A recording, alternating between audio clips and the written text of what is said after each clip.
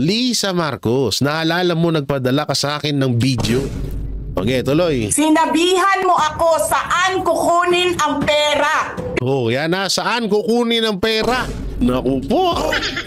Okay. Pinakita mo ang muka ng tao doon sa video message mo. Yun, pinakita daw ni Lisa Araneta Marcos ang mukha ng tao. Ang tanong, sino kaya yun?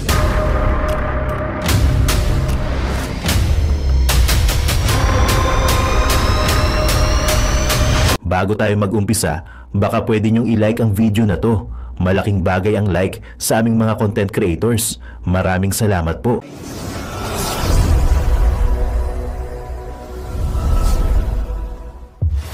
Ayan o. She says sorry. Bad shot na yun sa akin. Ayan o. Uy! Uy! Diretso! Uy! Delba! Uy! Uy! Tumingin! O, babalik yan kay ano, kay Benjamin o. O, ayan. Bumalik kay Benjamin. Kamay-kamay. Mukhang ano eh, no? Mukhang, alam mo ang hirap pa. At ayoko man lait, syempre. Babae pa rin yan, mahirap. Uy, tumingin. Sabay tingin ng pailalim, no? Kay Vice President. Sabi niya, ang sexy naman ni Vice. Oh, ba't ako ganun? Ay, sorry. Oh, ayan na. Oh, Lisa Marcos. Ayan na. Ayan, Lisa Marcos. Naalala mo?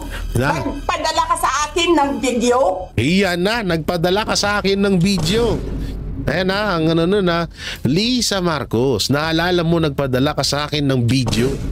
Okay, tuloy. Sinabihan mo ako saan kukunin ang pera. Oh, yan na. Saan kukunin ang pera? Naku po. Okay. Pinakita mo ang muka ng tao doon sa video message mo. Yun, pinakita daw ni Lisa Araneta Marcos ang mukha ng tao. Ang tanong, sino kaya yun? Eto may panaginip ako. Yung tao na tinutukoy dito, anytime pwede na rin lumabas. So hindi pa lumalabas ngayon kasi naghahanap pa daw ng perfect timing. Wow. Ano yan, ano? Tag dito, endless love. Perfect timing. Okay, play. Hindi, alam nyo, totoo yun ha. Hindi pala panaginip yun. Ano po talaga, Jay? Hindi, kasi may yung taong tinutukoy dyan ni Vice President Sara Duterte na ipinakita ni Lisa Araneta Marcos ay malapit nang lumabas. Eto play pa natin. You sent me written instructions about money. Millions a month. Anong nakalagay doon sa envelope? Ano? DepEd! Naku po, DepEd. DepEd ang nakalagay doon sa envelope. Paktay tayo dyan. Paktay na naman ang pondo ng DepEd. Anong ginawa ko? Binigay ko sa DepEd! Tama. Putang ina mo. Wala ka mang posisyon sa gobyerno. Namimigay ka ng pera ng gobyerno eh. Tama. Yan ang isa pa sa pinakamasaklap. Wala kang posisyon sa gobyerno pero namimigay ka ng pera ng gobyerno. Ang saklap doon. Dito talaga sila na heart eh. Sira ito, yung tangal ang kasama ko sa office of the Vice President. Sasabihin niyo sa mga tao, nakaw yan, confidential funds yan. Niwala nga kayong isang proof na confidential funds yan. Naniwala lang kayo sa isang babae na ang pangalan ay Gloria Mercado na nagsabi confidential funds yan, na hindi niyo nga nilabas, na wala pang confidential funds, meron ng white envelope. Grabe! Boom! Alright guys, napakaganda ng pag-uusapan natin ngayon. Kita nyo, preview pa lang, no? Ito yung video na talagang kinakatakutan ni Lisa Marcos. My God, I hate scammers. Okay guys, reaction muna tayo sa video mapapanood nyo. So napanood nyo si Tol J. Guevara. So ito yung panonoorin natin. So syempre, tulad ng ginagawa natin mga kababayan, baka ikaw Mare, nagpapadede ka ng mga anak mo, marami kang anak. O si Sir, nagsusuga ng kalabaw o nangingisda. Baka umabot ka sa punto na to at ay masyado ka ng maraming ginagawa. So kukuwento ko na sa inyo yung video para alam mo na. Pero kung wala ka namang ginagawa at ay tambay-tambay lang, walang work, panoorin mo yung full video ni Tol J. Guevara. Pero ngayon, kukwento ko na. at ating bigyan ng reaction. So mga kababayan, napanood nyo yung video. Alam ko napanood nyo na yan. Pero meron pang isang video na syempre na hindi nyo pa rin napapanood at hindi ko pa rin napapanood. Syempre, alangan naman, sabi ni Tol J. Guevara, pangunahan pa rin si BP. Pero sa kanya yung video na yon. Biruin nyo si Lisa Marcos, no? Ay grabe, no? Namimigay ng ayuda, wala naman siyang katungkulan sa Pilipinas. Asawa lang siya ng presidente. Pero siya yung nakikipag-usap kay BP sa pagbibigay ng ayuda or ano ba yun sa DepEd na yan, di ba? Kita nyo, galit na galit si BP, no? Meron pang isang video dyan, no? Mabait lang talaga to si BP Sara. Grabe, no, mga babayan, no? Yung pera parang ginagawa na lang no? Parang ginagawang damo. Alam niyo yung damo, gagapasin mo na lang, bimibigay mo sa mga kalabaw. Parang gano'n na nangyayari, no? Pero tingnan niyo, no, napakayaman ng Pilipinas. At ito pa, wala sa preview to. At kung hindi ka umabot sa preview na yun, kukwento ko sa'yo, meron ditong pag-uusap about sa mga pondo. Ito pang si BP Sara ay wala pang 1 billion yung kanyang budget ngayon. Parang 733 million lang. Pero ito pa lang sila cheese, sila halaka, 33 billion, 50 billion, 13 billion. Bro, mo si BP wala pang isang billion, siya pa yung ini-impeach, no? Grabe. Kita nyo yung mga kalokohan ng itong mga damonyong mga arena. Nakakagigil. Ito pa, puntahan nyo. Makikita yung Tol J. Guevara na nandun yung listahan, mga kababayan, kung gaano kalalaki ang mga budget nitong si Chis Escudero, si Tambaloslos, si Presidente.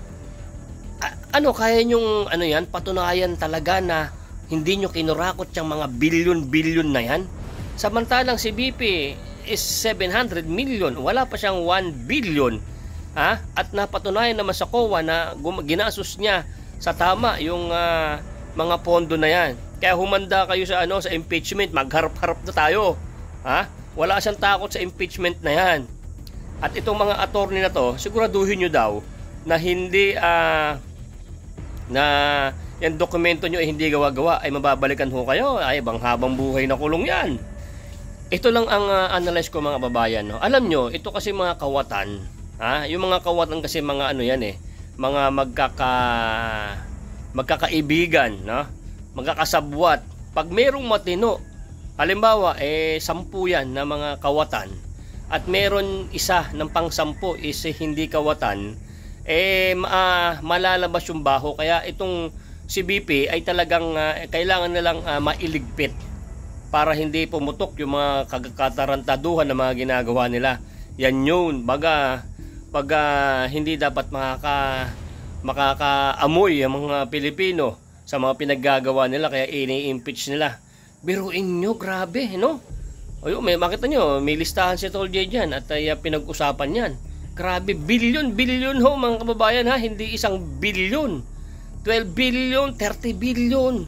Si BP Sara wala pang 1 billion, grabe, no? Ang lit ng pondo ng Office of the Vice President, pero siya pa yung ini-impeach, no? Kayo mag-a-analyze diyan, mga kababayan. Kita nyo kung paano katarantaduhan ng mga gobyerno ni BBM. Opo, Diyos ko.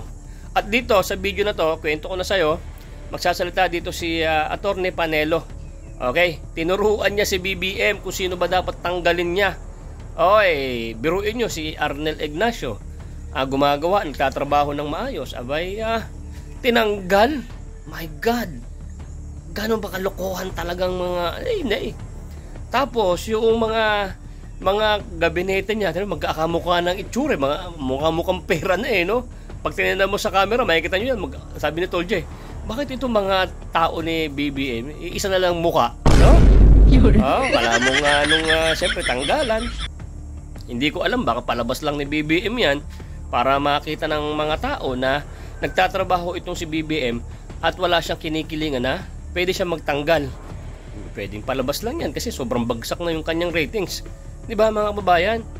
Oo, grabe. Tapos itong si Tatay Digong, alam nyo, minsan ba nakikipagbati na si BBM? Kasi yung mga niya, medyo tumitiwalag na, parang medyo lumalamig, lalo si Claire Castro, lumalamig na yung pagsasalita. Siyempre tapos na yung eleksyon. Baga, noon dati talagang grabe ang paninira nila sa Duterte, siyempre para manalo sila. Sisiraan talaga nila yung kalaban para siyempre manalo yung alyansa nila, pero hindi po sila nagtagumpay. So shout out sa mga kumare natin dyan, sa mga kumpare natin dyan, sa mga subscriber natin dyan na naniniwala po sa amin ng mga DDS. Okay? So nagtagumpay tayo. Hindi man nanalo ang buong alyansa, pero nakuha natin yung majority. At ito mga babayan, itong mga susunod na mga magtatrabaho na itong ating mga senador, yan sila Kong Marcoleta. Dapat yan na maging Senate President kasi mas alam yung batas, hindi yung nag-alam-alaman lang. Alam nyo mga babayan, ang dapat talaga nakakaupo, no? Attorney, di ba? Si BBM, ano bang ano yan? Wala. Alam mo mga kababayan, ang isang may utak talaga, no, na dapat ay namumuno yung mga nagtapos, mga attorney, kasi alam niyo yung batas, alam niyo yung mangyayari, at yung hindi po corrupt, yung hindi siya yung mahilig sa pera. Okay, yung hindi yung lunod ka na sa kayamanan, lunod ka sa pera, lunod ka na sa salapi na hindi mo na kayang ubusin yan hanggang sa mamatay ka. Sige pa lang din ang kurakot.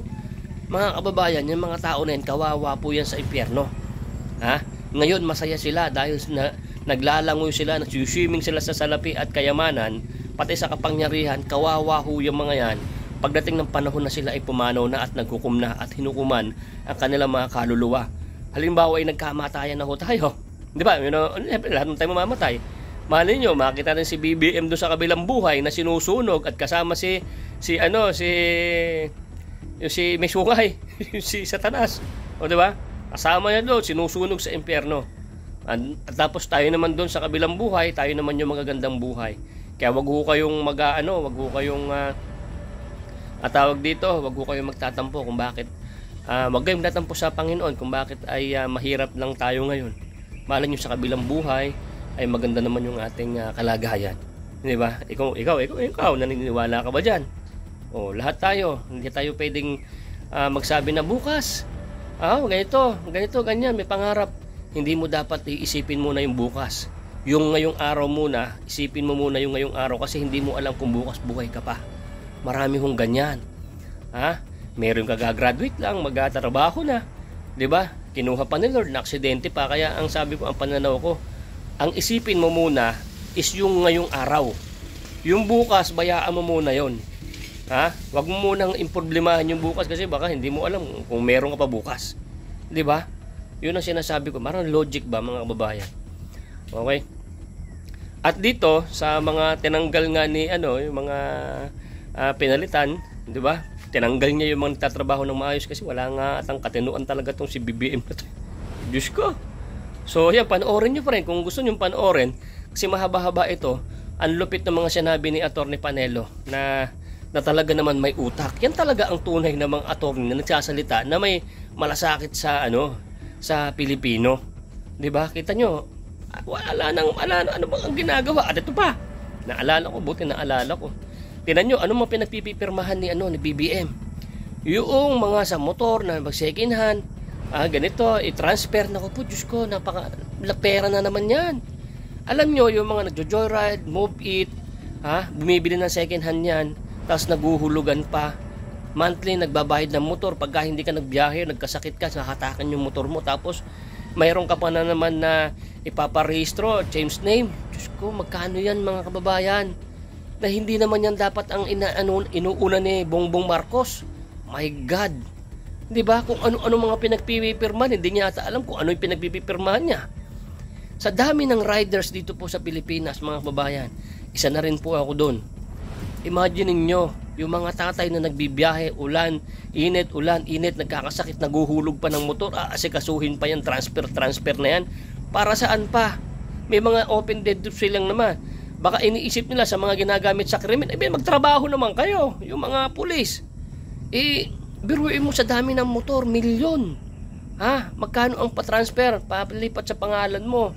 Halip na nagbibiyahe yung mga tatay, hindi ba kayo naaawa dyan? My God, yung pang inuuna ni BBM, no? Wala talaga. Grabe na to. So mga kababayan, ito na, ikwento ko na sa inyo, pati yung video na yan, na malupit na talagang galit si BP, mayroon pang isang video yan, no? Hindi ko muna ikukwento sa inyo na, sabagay, kwento ko na nga sa inyo, baka hindi mo naman panonoorin lahat.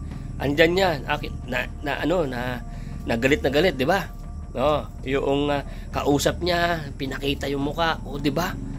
Yan pa yung pinakamalupit na alas ni BP Sara. So abangan din natin mga kababayan, nagtatrabaho naman si Attorney Kaufman. Kaufman ba tawag doon? Yung pangalan niya, Kaufman. Yan. Ay nagtatrabaho pa yan. So malapit na yung hearing. Attorney Conti, walang yaka, konti-konti ka ngayon. Kumpleto na ba ang mga ebidensya nyo at mga pasaporte, ID, valid ID ng mga 30,000 na biktima ng pinireklamo nyo kay Tatay Digong? Nakaw, sigurado ka, Attorney Conte. Baka hanggang ngayon, malapit na ang hearing, kalso-kalso ka pa rin dyan. Bre mo, 30,000, gagawan nyo ng mga, kukuhanan nyo ng mga ID na mga talagang kailangan ng ICC. Abay, saan ka ba naman? Huwag mo sasabing ginigipit kayo. Kayo ba naman magrereklamo nasa ICC tapos hindi nyo bibigyan ng mga magaganda at tamang mga dokumento dyan? Sino ba naman baliw na attorney? Nasa Amerika ka pa, sa ibang bansa ka pa, sa ICC. Tapos sasabihin nyo ginigipit. Ano yan? Magrereklamo kayo, wala kayong mga ID. Mga baliw pala kayo. Yung mga EGK dyan na mga tumitistigo, sumuko na kayo. Dahil pag kayo ay nasisinungaling sa batas, yari kayo talaga. Makukulong ho kayo. Yung mga binaid sa inyo dyan, kulang pa. No? Kulang pa yan. At darating ang panahon, gaganti talaga kami. Gaganti ang Team Duterte sa mga pinaggagawa nyo, mga hinayupa kayo. Sinasabi ko sa inyo, hindi ganyan-ganyan sa BP Sara. Itong impeachment, hindi na ako nakakatulog. Abangan natin yan. Tingnan natin yung nasan yung mga itlog ng mga kalaban natin. So ganito mga babayan, ayan, nagkwentuhan na tayo. Shoutout po sa mga kumare ko dyan. Magla-like na siya. Maraming salamat po sa pag-like, pag-share ng video. At sa mga new subscribers ni Boy, maraming salamat po sa inyo. Yan. At sana hanggang sa maging presidente na si BP Sara, sama-sama po tayo nanonood ng mga vlogs natin. Alright, so shoutout din sa mga natin dyan, yung mga trolls ng kalaban. Puro fake news daw, kasi hindi mo sila nanonood siyempre, sila, trolls sila ang sasabihin lang talaga niya, puro fake news yan. Ito mga sabi ko sa'yo, no? Makita lang kita, i-content talaga kitang bullshit kang trolls ka ni BBM, no? So ganito mga babayan, i-play ko na yung video. If gusto mo pa siyang panoorin mo. At kung ayaw mo ng panoorin at busy ka na, shoutout sa'yo. Mag-ingat po kayo palagi at see you on my next vlog. Panoorin nyo na to, i-play ko na. Sa lahat na gusto manood, panoorin nyo. Alright, good morning, magandang tanghali, magandang gabi. Play mo na yan, boy. Let's go.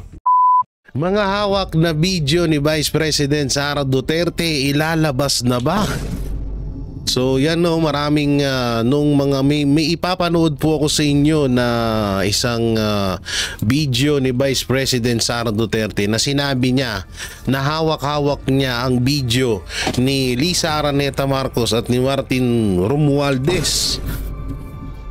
Ito nga po daw yung mga video na iniingat-ingatan at talagang ayaw malaman ng taong bayan. Ito yung iniingatan na wag mailabas ni Vice President Sara Duterte, kaya tuloy-tuloy pa rin ang paninira sa mga Duterte. At ito Attorney Sal Panelo may banat kay Marcos Jr. Tinuruan kung sino yung mga dapat niyang tanggalin. O katulad na lang nito, yan ano bang tama dyan? Tingnan niya tingnan niyo yung pinagkaiba dito sa mga budget na to. Marcos Jr. Bilicity budget ang hirap basahin pag purong green. Secretly deliberated budget, biruin mo to 15.8 billion. Kay Chis Escudero 12.8 billion to 13.9 billion. Tapos pagdating kay House of Representative kay Speaker future Prime Minister of the Philippines. 1948 ay. Yan o, kay Martin Romualdez 16.3 billion. Ito pinakamalala, yung bago. 33.6 billion. So ngayon, ito yung ini-impeach. Ang ini-impeach, ito 733 million. Kung ikukumpara nyo kay Marcos, kay Escudero, tsaka kay Tambaluslos, halos wala ho sa kalingkingan yung budget ng Office of the Vice President, di ba? 733 million. Sobrang sobrang baba. Pero siya pa yung ini-impeach. Ganyang kalala ngayon ng administrasyon. Kaya hindi niyo masisisi yung yung mga supporters ng mga Duterte kung bakit ganyan na lang nila mahalin ang mga Duterte, kasi una-una kita kasi nila at obvious naman na hindi naman talaga dapat pang i-impeach si Vice President Sara Duterte, at mas impeachable nga itong mga hinayupak na to. Itong mga to, no? Ang laki ng agwat, tingnan niyo yung diferensya. Una-una dun, eto na lang doon na nga lang sa 500 billion na di umano ay budget ni Martin Romualdez. Biruin nyo yun, 500 billion. Alam nyo, magkaroon lang ako, siguro, hindi naman, hindi ko hahangarin ng isang billion. May pangbili lang ako ng bahay, kutsi, tsaka yung may start ng panghanap buhay. Masaya na ako dun. Pero puta na, grabe yung pera sa gobyerno, no? Pero ang dami naghihirap. Trillion lagi yung mga pinag-uusapan, billion, pero hindi naman natin nararamdaman. Alam nyo, minsan itong mga politiko, pinapaigot-ikot lang tayo na itong mga hype natin. Ba't di pa kayo magkamatay? Ay, sorry. Ang hard no? Ang hard mo naman, Jay. Hindi kasi nakakabuisit Anak ng teteng, bayad tayo ng bayad ng buwis. Tapos sila, yapayaman ng payaman. Diba? Yan ang mahirap sa ngayon sa Pilipinas. Tayo yung nagbabayad. Na tayo dapat yung pinagsisilbihan ng mga hinayupak na to. Pero kay Vice President nitong mga hinayupak na to. Pero ang pinakamasaklap na pangyayari, hindi natin nararamdaman yung yung mga taong sinasahuran natin para pagserbisyohan tayo. Dapat tayo yung boss nila. Ang nangyayari parang sila yung boss Diba? Ganun ka lupit ng mga pangyayari ngayon. So yun, dito na tayo mapunta sa ating mga re-reactionan. Mamaya na yung video na sinasabi ko na maaari nang ilabas ni Vice President Sara Duterte yung mga video na hawak niya at ebidensya kay Martin Romualdez at kay Lisa Araneta Marcos. Dito muna tayo kay Attorney Sal Panelo, at dito sabi niya, sino ba ang dapat tanggalin? Attorney Sal Panelo naglabas. Naglabas ba? Wait lang Attorney Sal Panelo, balasahin mo sa gabinete ni Marcos Jr. Grabe yung mga title no? Sige, panoorin natin to. Ang pagdating naman dun sa sino ba ang dapat natanggalin, dapat titingnan po niya yung unang-una, yung issue ng pagbagsak ng kanyang rating, yung pagtitiwala at kanyang popularidad.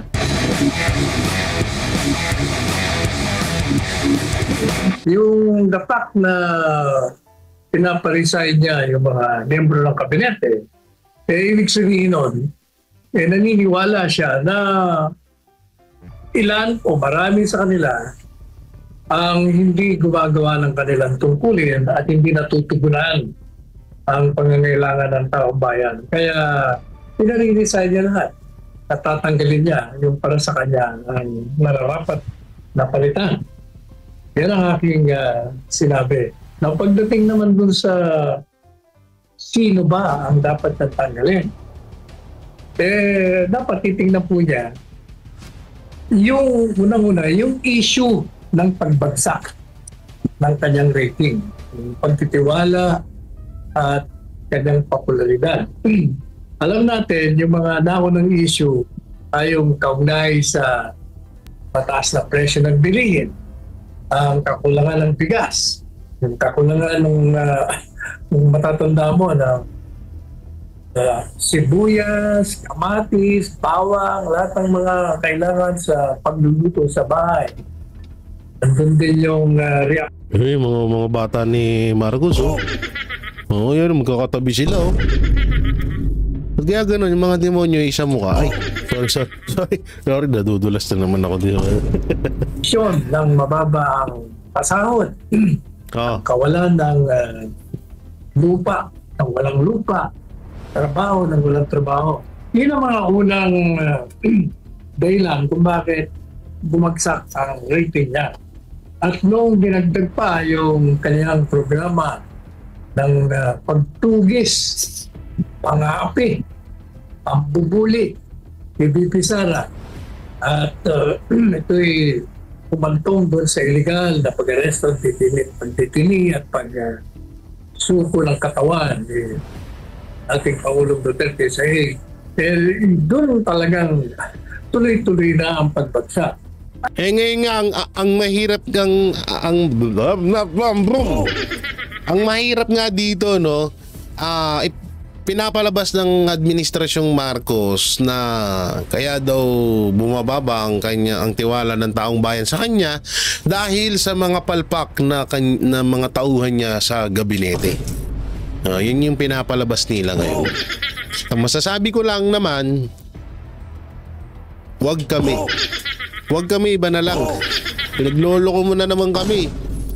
Kaya nga, eto, sinabi na rin ni Atty. Sal Panelo na unang-una sa bakit kinakaayawan ng mga Pilipino ang administrasyong Marcos. Una, walang binibigay na patrabaho sa mga Pilipino.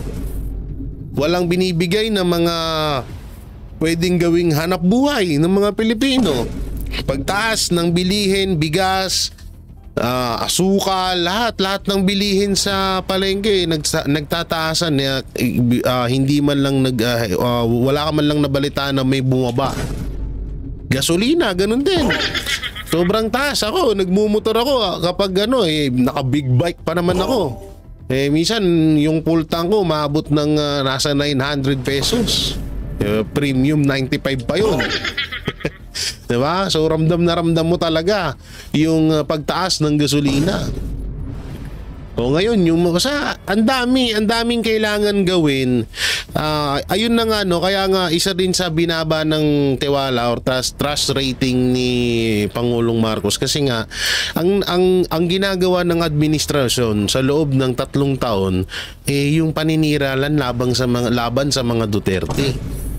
Diba? So, tas yung sinasabi nila West Philippine Sea. So wala naman nangyari. Kung sabihin na natin mapa sa atin nga yung West Philippine Sea, ang tanong diyan, may nabago ba sa bansa natin? Yung mga mangingisda nga doon di na makapangisda. Dahil dyan sa puro parinig ni Marcos Jr. na about dyan sa West Philippine Sea na yan. Ang masaklap pa dyan, ang daming mga budget na pinag-uusapan sa bansa natin, halos trilyones. Tapos wala naman tayo napapala. Hindi mga establishment man lang na mabuo or mga proyekto na manggagaling or sabihin na natin na administrasyong Marcos ang nagsimula nun, hanggang ngayon wala naman tayo nakikita. Nga bills pa rin. Diba? Diba? Kaya nga hindi niya masisisi yung mga Pilipino kung ganyan na lang sila maglabas ng kanilang sama ng loob kasi nga wala talaga silang nakikitang maganda na ginawa ng administrasyon. Siguro yung magandang ginawa ng administrasyon na wala talaga akong maalala. Wala akong maalala bakit ba? Siguro yung pagkuha nila kay Auntie Claire. Yan, pag-appoint nila kay Auntie Claire bilang spokesperson ng Pangulo, no? Kasi nakakawala siya ng stress. Sobrang, alam mo nga, alam nyo, ngayon lang ako nakatuklas ng gamot sa stress. Kapag nai-stress ka pala pag nai-stress ka pala, ang kailangan gamot sa stress mas malalang stress. Tingnan mo, stress ako. Diba? Napapanood ko si Auntie Claire, nakaka-stress yan ng triple. Nawawala stress ko. Ang gulo, diba? Yan, ganyan. Kaya nga, yan na lang siguro ang masasabi natin pinakamagandang ginawa ni Marcos Jr. yung pagpasok niya kay Auntie Claire. At ito, lalong-lalo na yung huling sinabi ko. Yun. Ay, pasabay pa. Sabay. Dapat tingnan niya. Sabay pa tayo, Atty. Sala. Pumutok din Sino ba? Kung sinasabi niyang wala siyang alam doon, di sino ba ang nagpakulo doon? Sangayon sa kanyang DILG secretary, kasama siya doon at plinano nila. Di ibig sabihin, kung mga nagplano noon, DOJ, sino pa ang nagplano noon? Yung DILG, yung National Security, yung Secretary of National Defense. Ibig sabihin, yun ang dapat niyang tanggapin ng mga resignation. Kasi sila ang nagpakulo doon. Assuming na hindi siya kasama sa nagplano. Pero sa ngayon walang naniniwala doon. Dahil ito, presidente ng bansa, hindi po pwede na wala kang alam doon. Kaya nga naging perception, mahina ka. Kaya ibig niya na yung bawiin yun sa pamamagitan ng pagpaparesign ng lahat. So, kumbaga, he's asserting himself. Hindi, tama naman. Tsaka, Atty. Sal, alam naman na natin na ito ay smoke screen lang ni Marcos yan. Oo, alam nyo, may yan sabi nga nila, hindi ko na ba ilabas? Alam nyo, naiinis na ako Oo, minsan, alam nyo, yung tipong may alam ako pero hindi ko mailabas kasi bawal. Hindi, alam nyo, ito, sabihin ko sa inyo mga kababayan, mga kabiyaya, banateros. May inaabangang issue si Marcos Jr. or ang administrasyong Marcos na inuunahan na nila ngayon. Kasi kapag once na lumabas yun, baka mabingo na naman sila. So yan ang nila Yan yung tinatawag na kung sa bagong taon, yan yung New Year resolution nila, no? Halalan or election resolution nila, yan election resolution nila na pagtapos ng eleksyon, dapat hindi na tayo mabingo. Dapat hindi na tayo masupalpal o hindi na tayo hindi na mahalata ng taong bayan yung katarantaduhan na ginagawa natin. Pangako ko sa inyo, may issue lalabas na kaya nangyayari to ngayon, yung mga issue na yung mga ginagawa ni Marcos na pagtatanggal sa mga gabinete niya, yung paghingi niya na parang gusto niya makipagbati sa mga Duterte. Isa lang po yung taktika para mapagtakpan yung parating ng mga issue na mabibisto na naman ng taong bayan. Awaiting lang kayo dyan. Maraming hayaan nyo, nasa pa lang tayo, wala pa tayo sa exciting part. Wala pa tayo, nasa 5% pa nga lang. Kukunti pa nga lang. Biruin nyo may na tayo. Masabit may na tayo, may 3 years pa tayo. So kung uubusin agad yung mga kalokohan or mga ebidensya laban kay Marcos, so sayang nga. Hindi niya matatapos agad yung 3 years. So hayaan nyo lang kasi nga, 'di ba, sabi nga namin, yung mga ginagawa ni Marcos Jr. ngayon, lahat ng mga ginagawa na una-una yung paglabag sa batas, pagsira sa batas, pagsira sa konstitusyon, lahat naman yan pagdudusahan niya. Lahat naman yan pagdudusahan niya kapag natapos na yung termino niya. So ngayon lang yan sila malakas kasi nga nakaupo sila dyan So nasa kanila talaga yung alas. Pero pagtapos naman ng termino niya, dyan na siya lahat sisingilin.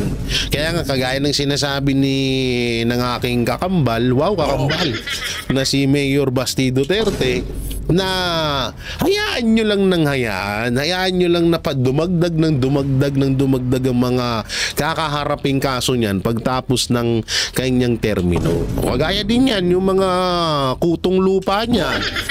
Yan, sila Pardo, sila Marbil, sila Remulla, si Diwata, Torre Overload. oo nga pala, no? Ba't nawawala na si Torre? Ano, mukhang nag-ibang bansa ka na, Torre, ha? Huwag ka muna lumakay sa Pilipinas. Hoy, marami ka pang haharaping kaso dito. Oo, ilang bilyon pa yung mga babayaran mo. Huwag ka muna mag-ibang bansa. Dito ka lang muna sa Pinas. Hoy, wala tayong balita, ha? Wala tayong balita doon sa wala na tayong balita doon sa tawag dito, doon sa kay Torre. Ano kayang nangyayari? Tsaka may balitang mukhang si Torre ang papalit kay Chief PNP anong pangalan nito? Kay Barbil, no? Mukhang siya yung papalit, pero nakakapagtaka kasi pa-resign pa-retiro na si Torre. So kung magiging PNP chief siya, parang talagang alam yun, nakakabwisit lang kasi unang-una, hindi naman sad lang. Kaso isipin nyo sa edad niya, at kung pagbabasihan nyo po yung mga performance ng mga kapwa niya sa pagsiservisyo, marami pang pwedeng mas pagpilian na PNP chief kaysa kay Torre. Katulad na lang yan kay Marbil, sa tutusin, hindi pa nga dapat siya ang dyan. May mas anong tawag dito? May mas mga karapat-dapat pa sa kanya. Oo, marami pa na mas magagaling na talagang maaasahan mo bilang PNP chief. Kaso nga lang, mas inuna si Marbil kasi nga kayang-kayang utusan at manipulahin ni Marcos Jr. Kaya nauna siya. Ganyan din ata ang mangyayari kay Torre. Naku po, ako doon sa mga pulis na lalaktawan ni Torre. Naku po. Alak ng teteng, ilang taon kayo naghirap sa serbisyo nyo, tapos nandyan na kayo sa tuktok na karapat, alam nyo naman sa sarili nyo na karapat dapat kayong mapili bilang PNP chief, tapos yung walang kwentang pulis na yan pa yung mapipili. Naku po, ako sa iyo. Naku po. Mahirap lang magsalita. Hindi, pero pangit naman din kasi noon, biruin mo, daming mas kay Torre, tapos mas nauna, tapos sila pa yung malalaktawan. Dahil sa KOJC siege? Dahil ba sa pagdakip niya kay Pangulong Duterte? Hindi valid reason yun para maging PNP chief ka. Pwede, siguro kung magbaril si Torre sa ulo niya. Para makapag-PNP chief yun, kung patay na siya, diba? Tuloy natin. Bakit kaya? Yung ba'y dahil sa yung mga naglagay sa kabinete ng mga masiselang pwesto ay wala rito ngayon sa ating bansa? Yan ang mga haka-haka. Dahil ba wala na yung patron nila pwede ka nang manindigan bilang puno ng Estado. Yan ang mga pinag-uusapan ngayon. Pero, having said that, ito bang pagbabalasa makakatulong sa imay niya? Makakatulong. Kahit na nga marami nagsabi, dapat ang mag-resign dyan, ikaw. Pero, huwag na muna natin yan. Ang issue ay pagbabalasa ng kabinete. Makakatulong yon in the sense na pag tinanggal niya yung mga dahilan ng kanyang pagbagsak, kasi ang mga masaselo ng posisyon dyan ay yung Secretary of Justice, yung DILG Secretary, yung Foreign Affairs Secretary, naku yun. Dapat palitan yun. Sino pa? Yung sa National Security Advisor. Si Auntie Claire, Attorney Sal, yung best friend mo. Si Ate Clara. Ba't kaya naging Ate Clara? Excuse me, ba't kaya Ate Clara tawag niya dun, no? Yung sa punto ng ekonomiya, yun ang mga malalaking bagay kung bakit bumagsak ang kanyang popularidad at ang pagtitiwala ng bayan. Pag nagawa niya yun, pwede siyang makabawi kasi may 3 taon pa naman. Pero kung talagang gusto niya makabawi, isa lang ang gagawin niya. Napakasimple lang.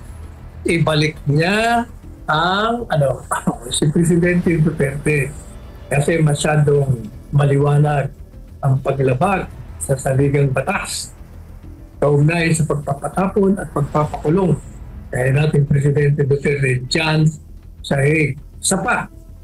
Saka ito alam mo, ito totoong wala tong biro ito. Advice natin kay Marcos Jr. Alam mo Marcos, para mahigitan mo yung trust rating ni Vice President Sara Duterte, alam mo, pinakamaganda mong gawin. Yun nga, ibalik mo si Pangulong Duterte sa Pilipinas. Sabi ko siya, baka mag 100% pa yung trust rating sa'yo. Saka ito alam nyo, kung ako yung nasa posisyon ni Marcos Jr., sobrang nakakahiya rin talaga. Alam niyo kung bakit? Kasi isipin niyo ikaw yung presidente. Simulat sa pool na nagkaroon ng halalan. Sa halalan muna, mag-umpisa tayo sa halalan. Sa halalan pa lang, kulelat ka na sa Vice President mo. 32 million na si Vice President Sara Duterte noon, nung halalan, ikaw nasa 20 million ka pa lang. Kagaya ng sinabi ni Attorney Glenn Chong na dinaya nga daw na minanubra.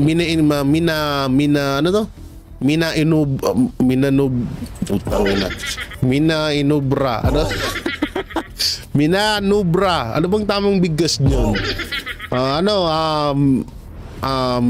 Englishin ko na lang ba? O parang kinontrol kinontrol na lang nabubulol ako. Kinontrol yung Smartmatic. Kaya ang nangyari, nakahabol si Marcos Jr. ng boto kay Vice President Sara Duterte para nga naman daw hindi ka hiya-hiya. So ganun ang nangyari. Tapos ngayon, ilang beses na umulit na kahit alam niyo yun, yung tipong paulit-ulit na lang na trust rating bilang DepEd Secretary, si Vice President Sara Duterte, at mapahanggang ngayon, ni minsan hindi ho natalo ng magnasnip ng magpinsan na si Marcos Jr. at si Martin Romualdez, etong si Vice President Sara Duterte. Napaulit-ulit nilang sinasabi na wala na ang mga Duterte, hindi na sikat ang mga Duterte, ayaw na ng taong bayan sa mga Duterte. Pero kapag nag-survey, nag-trust rating, at eto nga, pinakasampal sa mukha ni Marcos Jr. ng Administrasyong Marcos at sa lahat ng anti-Duterte dyan, yung nangyaring halalan ngayon sa nangyaring 2025 midterm election. Itong senatorial election, kung hindi nga nabawasan yung mga boto ng Duterte senatorial candidate, baka lahat yan nakapasok. Biruin mo ba naman, 27 million ang bumoto kay Senator Bongo. First time in history po yan sa Pilipinas na may ganyang kalaking boto sa isang senador. Diba? O partida, binawasan pa yan. Kung hindi binawasan yan, baka nag 32 million din yan. Diba? Kaya nga, yan ang isa sa mga pinakasampal kay Marcos Jr. yung nangyaring halalan na yan. At yan din siguro ang nakapag-isip kay Marcos Jr. ba't kailangan niya magbait-baitan ngayon. Dahil nga dyan sa pangyayari na yan, diba? So, alam nyo, yung katulad niya, nila Gadon. Yung mga kupal na palaging yung mga kupal na bataan ni Marcos na palaging nagsasabing wala na yung mga Duterte, yan si Larry Gadon, si Trillanes, 'di ba? Yan yung mga ngayon nasan si Trillanes, di nanalong mayor. Partida namigay pa ng tagi 1,000. 'Di ba? Yun yung sinasabi na yung isa, yung kutong lupa, si Espiritu. Si Attorney Espiritu na naghahamon debate kay PRRD. Sabi niya matanda na daw, malapit na daw mamatay si Pangulong Duterte. Yun naman pala matanda na, tas sasabihin mo ugod-ugod na, tapos hamunin mo pang debate, di tanga ka pala. Suntukan na lang kay ni Banat Bay. Si Banat Bay at Tiloro Hindi, alam nyo talaga, sobrang supalpal, sobrang nakakahiya na ang nangyayari. Biruin nyo, talagang sa lahat ng aspeto at sa lahat ng bagay, mas pinipili ng taong bayan ng mga Duterte kaysa kay Marcos Jr. na siya yung presidente ng Pilipinas. Tuloy mo, Atty. Salpanelo, hinihingal na ako. Yung impeachment na yun, unang-una, kaya naman nagkaroon ng impeachment, hindi rin po pwedeng sabihin na kahit na nung tanggi niya na wala siyang kinalaman, ay wala rin maniniwala doon dahil siya nga presidente ng bansa. Ang political reality rito, kung ano ang gusto ng presidente, yun ang nasusunod sa Kongreso. Tama. Ang exception to the rule lang yan si Presidente Duterte na ayaw makialam sa trabaho ng iba.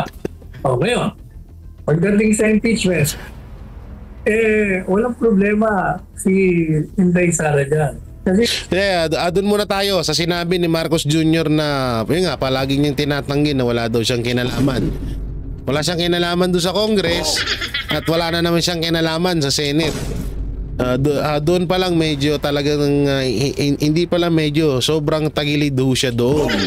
Sobrang tagilid do siya doon sa mga sinasabi niya na 'yon. Ang masama dito, nung una ikaw yung presidente tapos wala kang magagawa. Kaya ka nga ikaw ang leader ha, paalala lang. Ikaw ang leader ng bansang Pilipinas. Ano man ang iutos mo sa mga nasa baba mo, susundin nila yan. Presidente nga, di ba? Ingagalit mo ko eh. Kaya gano'n, ang gawin mo kasi Marcos Jr., kunin mo si Pinocchio. O, gawin mo alalay dyan. Oo, kasi tangin na puro ka lang kasi nungaling, wala kang magagawa sa impeachment, walang magagawa sa ICC pa lang. Hindi daw papasukin. Hindi kasi iniisip kasi na kaya nga diba pinapatawag kami sa Congress. Kaya nga ginigipit kami mga vlogger kasi unang-una ang nasa isip ni Marcos Jr. kontrolin din naman din lahat. So tutusin nga lang ito, ilang beses ko na to sinabi sa vlog ko na ang Banateros nga hindi ko naman sinasabing si Marcos Jr. ang nag-offer nun. Pero kami nga Banateros, ino-offeran nga kami ng 20 million pero hindi namin tinanggap yun. Ang gagawin lang, babanatan lang namin ng mga Duterte. Yun lang, basic lang, banatan lang namin ng Duterte, walang yain lang namin sila araw-araw, may 20 million kami, sarap buhay. Pero ang masaklap dyan, may pera ka nga, anak ng teteng, binenta mo naman yung prinsipyo mo. Binenta mo, wala kang sariling isang salita. Para mong yun, ang tawag dun, kinalaban mo ang sarili mong prinsipyo. Hindi, yun yung mga sinasabing wala kang dignidad. Kaya nga yung mga kasinungalingan ni Marcos Jr. akala niya kasi hindi na nalaman ng taong bayan. Kaso sorry siya kasi unang-una, hinawakan niya ang mainstream media.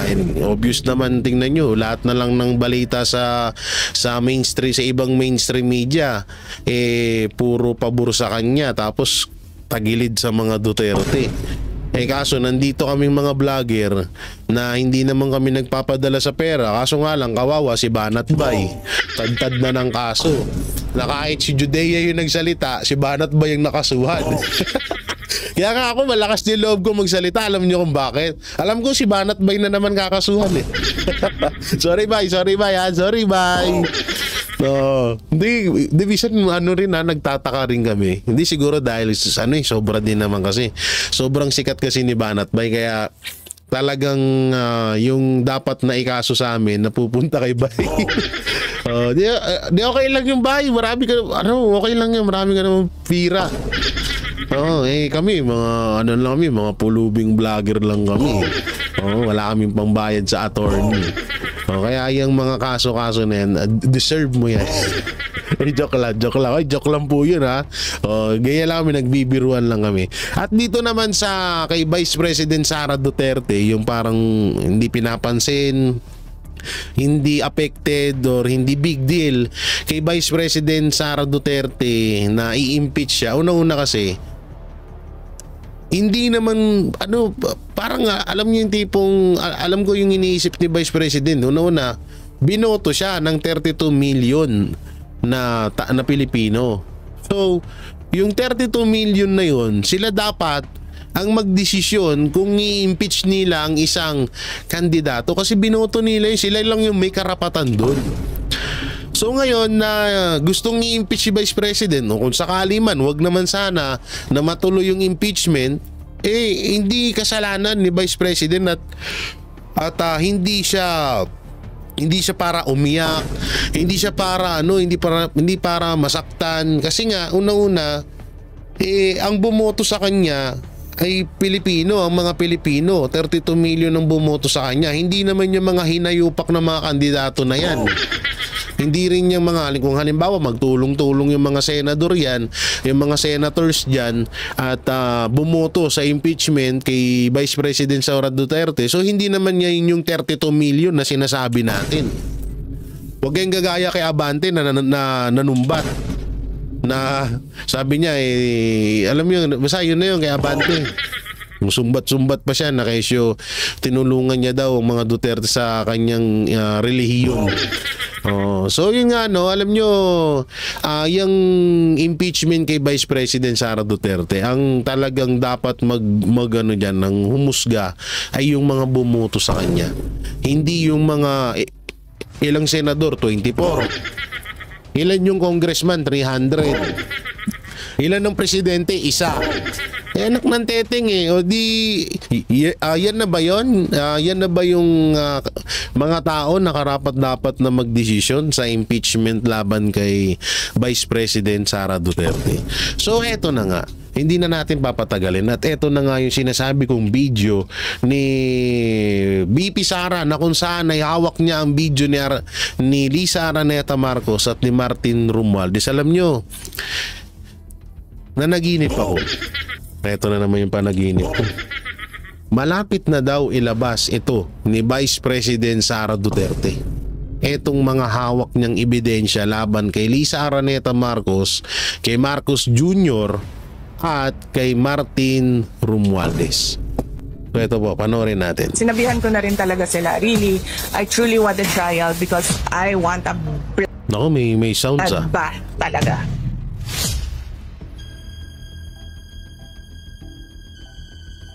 Yung mga ito yung tagpo na ito yung tagpo na ng deadma si Ma'am Shitars. Kala mo kagandang hinayu. Ay, sorry. Sige, play natin. Bad shot na yun sa akin. Ayan Pala, she says sorry. bad shot na yun sa akin. Ayan Uy, diretso. Uy, deadma. Uy. Tumingin. Babalik yan kay kay Benjamin. Ayan, babalik kay Benjamin.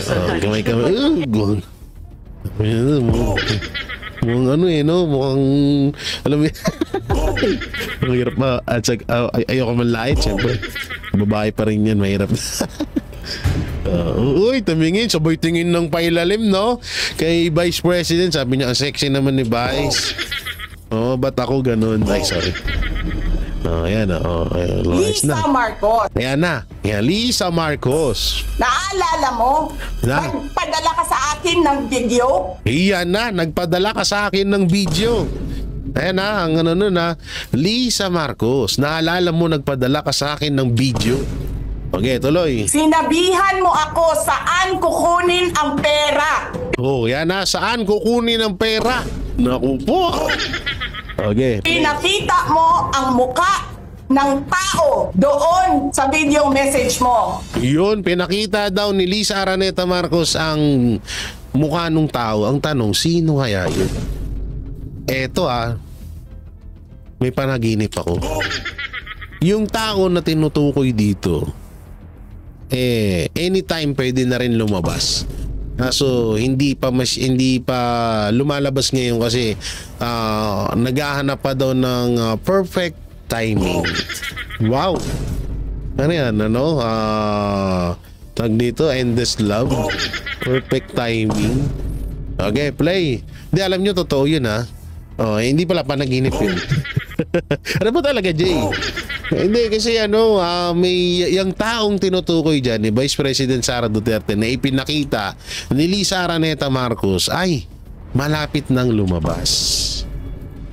Eto play pa natin. You sent me written instructions about money millions a month. Anong nakalagay doon sa envelope? Ano? DepEd! Naku po, DepEd.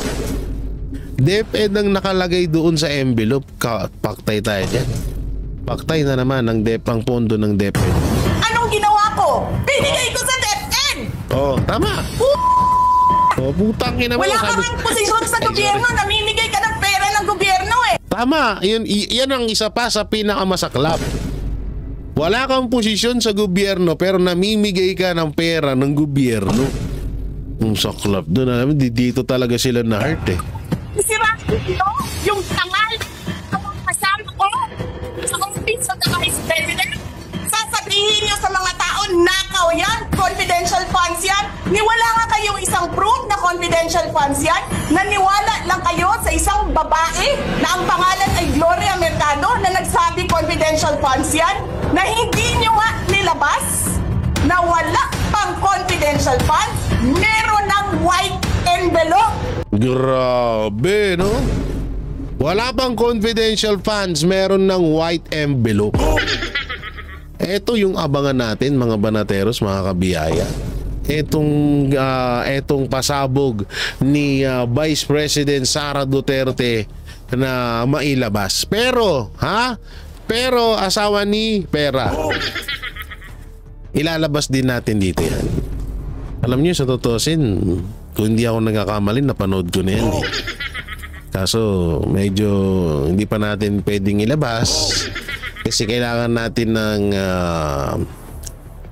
mauna ang pinakataas, or mauna siguro mas maganda, mauna si Vice President Sara Duterte na ilabas yung video na tinutukoy niya rito sa bidyong ito, sa live na to. No, mas maganda kung siya una. Tapos sabay susundan natin. Para maganda. Kasi kapag tayo ang nanguna, parang hindi naman tayo rumispeto nun, diba? Tsaka sila dapat talaga. Siya talaga dapat ang unang maglabas ng tinatawag na video na yun. At paalala lang po yung kay Martin Romualdez, sinabi din ni Vice President Sara Duterte na hawak niya yun. So, doon pa lang ngayon yung mga... Pero ako, napapaisip ako, sino yung taong yun? Letter A. Hula tayo, nanghula tayo eh. Si Arnel Ignacio kaya? Letter B. Ayoko pala sabihin. Oo, pag sinabi ko pala agad yung mga maaring tao na magkakaroon kayo ng baka makasuhan pa ako, wag na. Pero yan ang aabangan natin, mga banatero, sa mga susunod na kabanata sa isyung ito. At alam ko, naaamoy ko na po na malapit ng ilabas at ilahad ni Vice President Sara Duterte yung mga ebidensya, yung mga video na proof na mga ebidensya na laban kay Lisa Araneta Marcos at kay Martin Romualdez.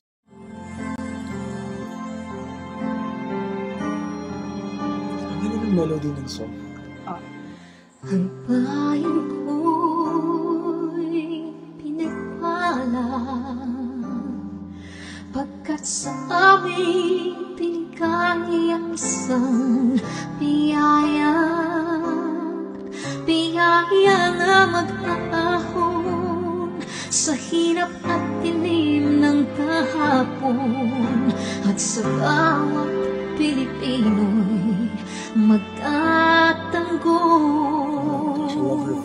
sa bayan ko dati laganap pang-api at tusa sa aming mga mahihirap, ngunit ikaw ay dumating, sagot sa aming mga dalangin. Muli kaming babangon, mabuhay ka na kay Digong.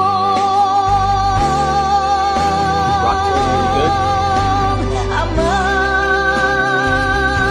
maraming salamat. Aming mga mata'y minuhulat, gawain ng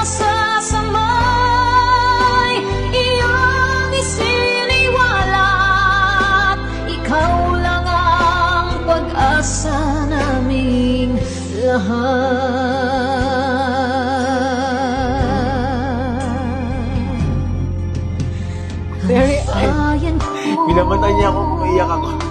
Pilipinas, muling makikilala at itataas. Katahimik ay maghahari, sa ating puso'y mamamayani. Mga ngiti sa labi, di mapapawi.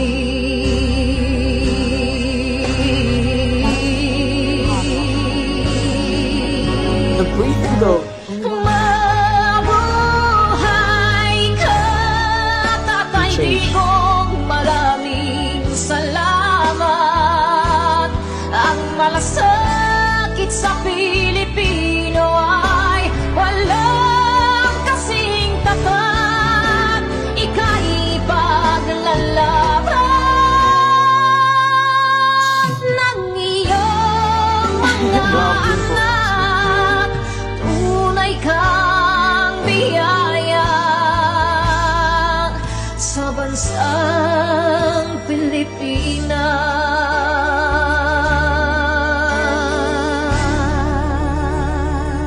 Haba. Irene. Nay, ito na yung bayad ko sa isa, ano? O, kunin mo yung isa. Isa muna, iyan, no? Tapos, isa pa, di ba? 4 dapat na sardinas, eh. O, yan. 3 na. Pang-4 na sardinas. Okay na.